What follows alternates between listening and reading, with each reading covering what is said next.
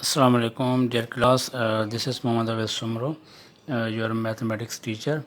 अच्छा, तो कल आपने सेट के बारे में सीखा था कि किस तरह हम जो है कि एक सेट को डिफ़ाइन कर सकते हैं। ठीक है, तो आज मैंने आपको ये समझाना था कि सेट के बारे में कि मज़ीद आगे इसको कंटिन्यू करते हैं। जैसे कि आपने कल समझा था कि सेट क्या होता है, एक हमारे पास कलेक्शन होती है। ठीक है, वेल डिफाइंड कलेक्शन। अब अगर सपोज़ करें मैं यहाँ पर लिखता हूँ कि एक मेरे पास सेट है।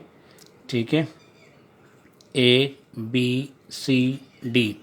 अब यहाँ पर ये देखना है कि क्या ये कलेक्शन है। अब आप सोच रहे होंगे कि ये सर ने क्या लिखा है। मैंने एक सेट लिखा है, लेकिन मैं समझाऊंगा आपको कि इसको इस तरह मैंने क्यों लिखा है और क्या इसका मकसद है। ठीक है, अच्छा, यहाँ पर भी तो मैं एक चीज़ लिख सकता हूँ ना कि set of students of class 7। ठीक है, 7th क्लास के स्टूडेंट का सेट। अब इसमें हमने कहा था कि हमें ये देखना है कि एक तो वेल डिफ़ाइन हो कि भाई ये स्टूडेंट की बात हो रही है, और स्टूडेंट्स तो बहुत होते हैं। हम किस स्टूडेंट्स की बात कर रहे हैं? हम 7th क्लास के स्टूडेंट्स की बात करें, मतलब कि ये बात क्लियर हो गई। ठीक है, अब आते हैं कि ये मैंने कॉन्सेप्ट रिवाइज कराया कल की तरह जो हमने एक डेफिनेशन की बात की थी। अब हम देखते हैं कि recognise notation of set and its element, के सेट को आप किस तरह लिखते हैं मैथमेटिक्स की दुनिया के अंदर, और उसके एलिमेंट्स को किस तरह रिप्रेजेंट करते हैं। अब यहाँ पर मैंने बात की कि set can be denoted by capital letter. Set जो भी आप लिखते हैं उसको कैपिटल लेटर के नाम से शो करते हैं। अब देखें, ये एक मैंने सेट लिखा हुआ है, ये मेरे पास क्या शो कर रहा है? Name of set. ठीक है, elements, objects, member denoted by small letters, यानी कि स्मॉल अल्फ़ाबेट लेटर्स। ठीक है, जो हमारे स्मॉल ए बी सी इसी तरह अप टू जेड से होते हैं। ठीक है ना। अब ये देखें, ये स्मॉल हैं सारे, तो ये हमारे क्या हो गए? एलिमेंट्स। अब एलिमेंट्स का अदर नेम क्या है? ऑब्जेक्ट। ऑब्जेक्ट का अदर नेम क्या है? मेंबर और एलिमेंट्स। ये तीनों बात सेम है। अब एलिमेंट का मतलब होता है कि एक ऐसी चीज़ जो किसी के साथ कनेक्ट हो। अब देखें, ये मेरे पास एक पेन है। ठीक है ना। अब पेन के ये पार्ट है और ये भी निब भी इसका एक पार्ट है। अब ये एलिमेंट है ना, अगर इसको मैं अलग करूँगा फिर रिलेशन इसी से इसका रहेगा। ठीक है ना, तो ये इसके एलिमेंट्स होते हैं, और ये अपना कॉमा के थ्रू सेपरेट होते हैं। अब देखें, अगर मैं यहाँ पर एक सेट लिखता हूँ A 1 2 3, यहाँ पर मैंने एक सेट के अंदर नंबर्स लिखे हैं। अब मुझे ये क्लियर नहीं हो रहा कि मैंने एक नंबर लिखा है या नंबर्स लिखे हैं। अगर मैं सेट की बात करूँगा तो इसके बीच में कामा लगाऊंगा, तो फिर मैं कहूँगा कि ये 3 नंबर्स का एक सेट है।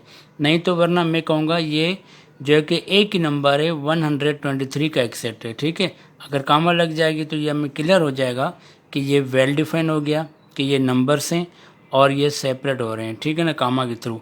अब दूसरी बात ये है कि ये बीच में जो आप देख रहे हैं ना, लेफ़्ट राइट में नंबर्स के आगे पीछे जो ब्रैकेट लगा हुआ है, इसका क्या मतलब है? ये एक सेट लिखने का अंदाज़ है। सेट को लिखने के भी 3 मेथड होते हैं, वो भी आगे चल के हम डिस्कस करेंगे। ठीक है ना, तो ये था सेट लिखने का मेथड।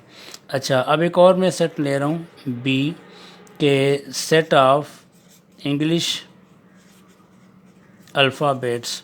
ठीक है, अब इंग्लिश अल्फ़ाबेट्स का भी एक सेट होता है, यानी कि हम लोग रिटन में भी लिख सकते हैं। जब रिटन में लिखेंगे तो उसको कामा वगैरह लेफ़्ट राइट में नहीं देनी है। ठीक, इट्स वेरी सिंपल।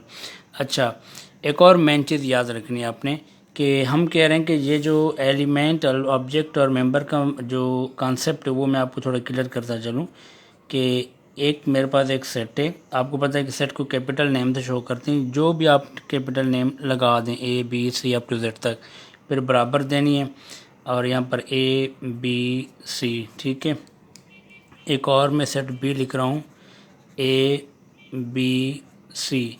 अब आप मुझे बताएं इन दोनों में से कौन सा सेट सही है? ए सही है या बी सही है? तो बी गलत होगा डेफिनेटली, क्योंकि आपको पता है कि कैपिटल लेटर्स अल्फ़ाबेट नहीं होते, वो ओनली नेम के लिए यूज़ होता है।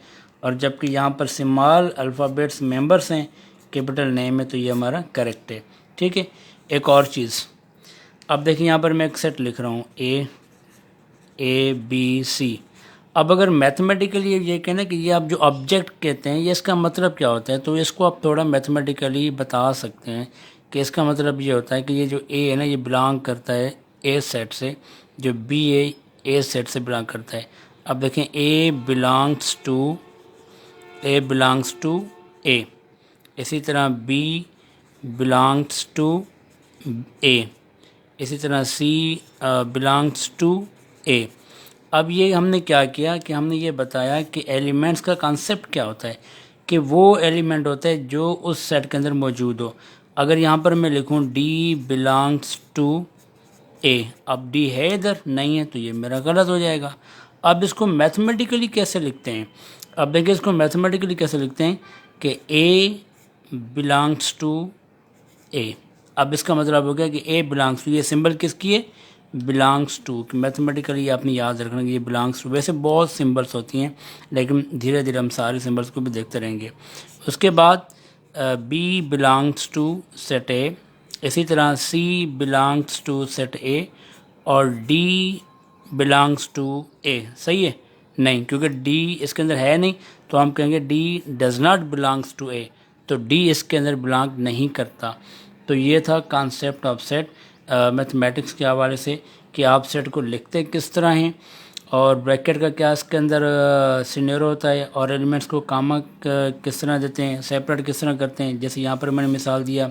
ठीक है, अब आपको एक सवाल और भी जहन में आ सकता है कि सर क्या एलिमेंट्स सिर्फ यही होते हैं या इसके अलावा भी होते हैं? सेट के एलिमेंट्स कुछ भी हो सकते हैं। ठीक है, नंबर्स, अल्फ़ाबेट्स, वो चीज़ जो वेल डिफ़ाइन और डिस्टिंक्ट हो, लेकिन जो कल जो मैंने स्टेटमेंट्स आपको समझाई थी उस मुताबिक जो कंडीशन फिट होगी वो सेट होगा हमारे पास। ठीक है, तो अगली वीडियो में हम बात करेंगे सेट ऑफ नंबर्स की, कि कौन से जो कि सेट नंबरों के होते हैं उसको हम अगली में देखते हैं। तब तक के लिए ज़्यादा अल्लाह हाफ़िज़।